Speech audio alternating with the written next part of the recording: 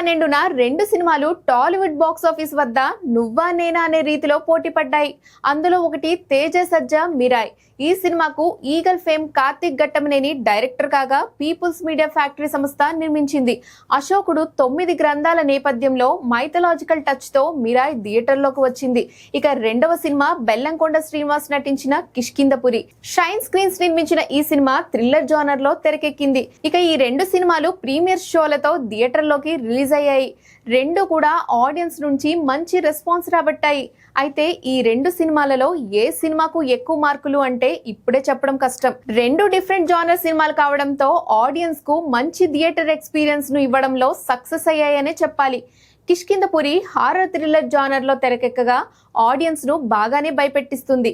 ఈ సినిమా కథ, కథనం, మ్యూజిక్, విజువల్స్ మెప్పిస్తాయి.